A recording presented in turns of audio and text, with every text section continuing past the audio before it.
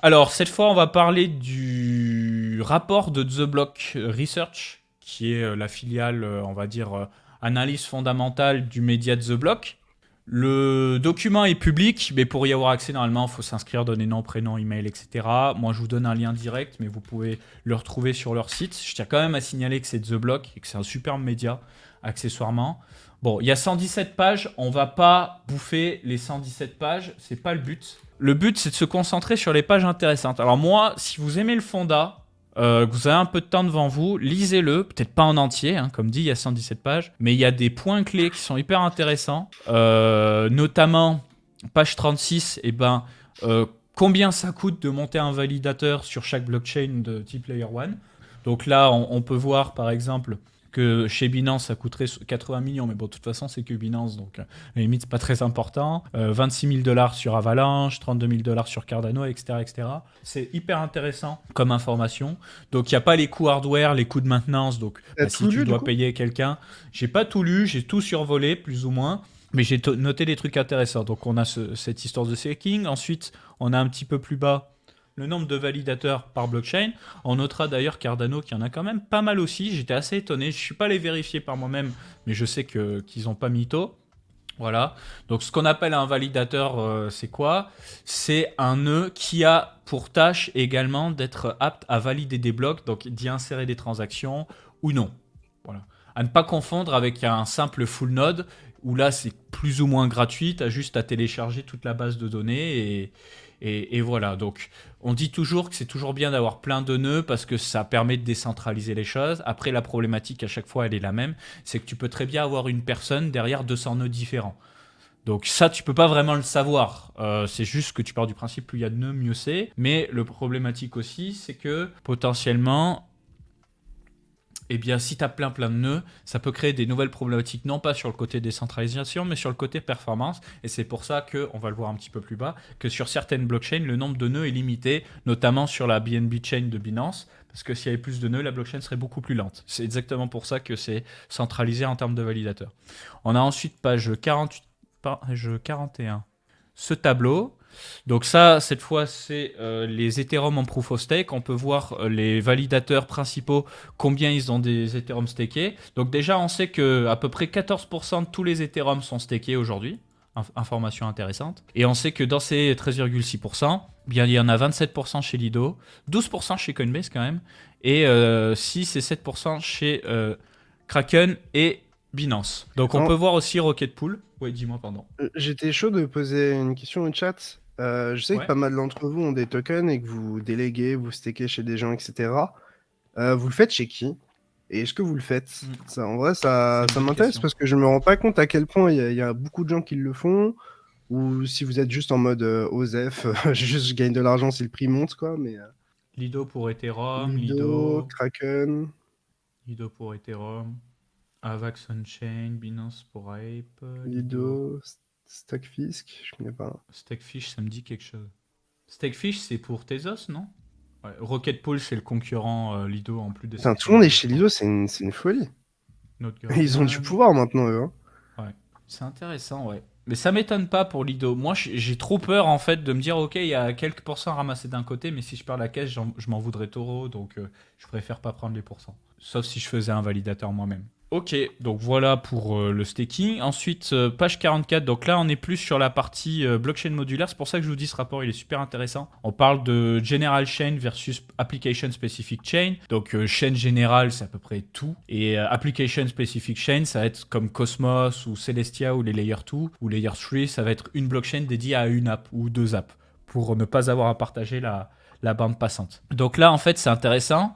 On peut voir ce qu'ils appellent single chain, c'est vraiment une chaîne purement monolithique, et multi-chain, c'est des chaînes plus ou moins modulaires avec des niveaux de modularité qui vont varier en fonction des chaînes. Donc c'est expliqué justement plus bas sur le document. Donc eux, ils ont décidé de ranger ces chaînes dans trois catégories. Une catégorie, ils appellent ça un slot de validateur, une chaîne. C'est le format à peu près classique qu'on voit partout.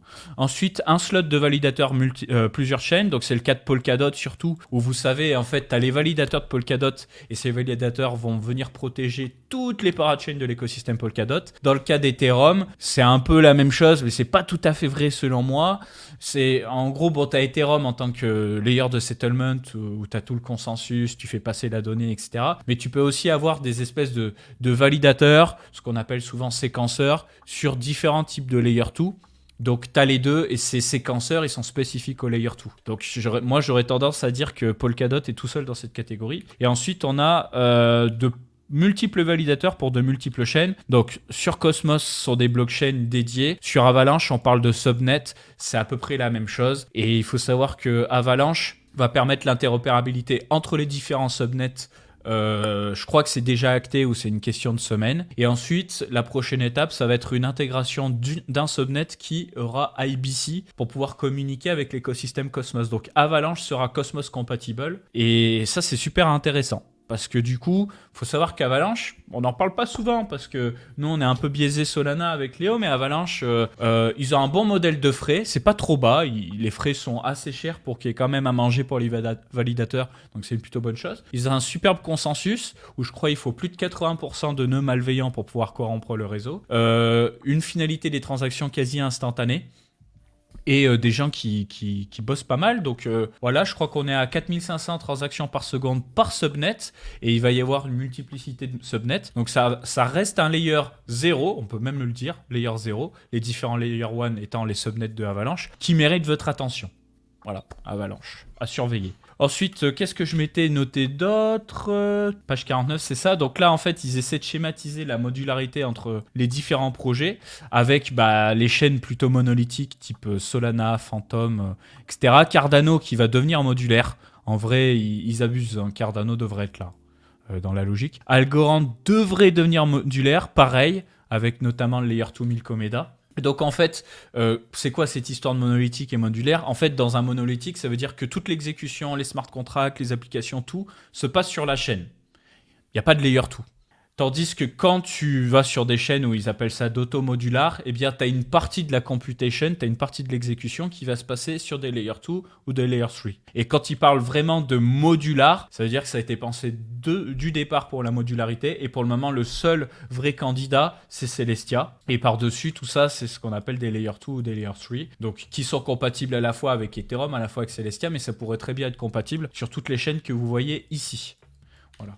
Donc c'est ça, cette logique modulaire versus monolithique, c'est un nouveau schéma qui permet de mieux comprendre comment ça se passe. Si vous voulez vraiment comprendre, hein, je vous remets dans le chat le document, c'est en anglais, amusez-vous à le traduire avec DeepL à la limite, mais c'est hyper intéressant honnêtement. Voilà. Et ensuite, pareil, ils expliquent en détail monolithique, pseudo-modular, proto-modular, modular.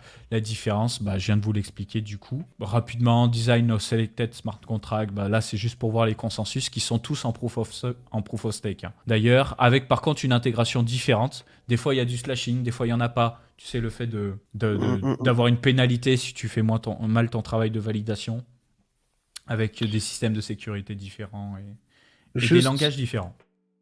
Il y a à partir de la page 86, donc beaucoup plus tard, tu as toutes les mises à jour majeures des protocoles. Moi, je me suis arrêté là avant qu'on lance cette émission avec Léo. Il y a aussi ce document qui est quand même intéressant, c'est les fonds qui ont été levés pour chaque projet. Parce qu'on dit Solana VC Chain avec 335 millions levés, mais NIR Protocol, ils ont levé 533 millions. Hein. Avalanche, ils ont levé 290 millions, Algorand 126 millions, Polkadot 250 millions. Il y en a de la VC Chain en réalité. C'est pas ce qui manque. Mais après, c'est pas les mêmes périodes. C'est-à-dire Cardano, eux, quand ils ont levé, c'était beaucoup plus tôt. C'était avant 2017 de mémoire. Et en fait, tout ce qui a été levé de fonds de 2018 à 2020, ça a levé beaucoup plus d'argent parce que c'est des fonds qui ont accumulé beaucoup de richesses grâce au bull run précédent. Donc ça s'explique aussi. Et donc après, ils expliquent les mises à jour majeures pour chaque layer 1. Et ça, je vais le regarder, je vais me le traduire en français. Ça va me permettre de comprendre aussi les spécificités techniques de chacun de ces layer 1 et pourquoi potentiellement un layer 1 peut être un meilleur bet qu'un autre pour spéculer pour 2023, 2024, etc. Si tu as bien aimé cette vidéo condensée, sache qu'elle est extraite de notre chaîne YouTube Coin Academy. Du coup, si tu veux voir l'interview complète, je te laisse cliquer sur la miniature dans l'outro ou alors tu peux passer tout simplement par le lien dans la description.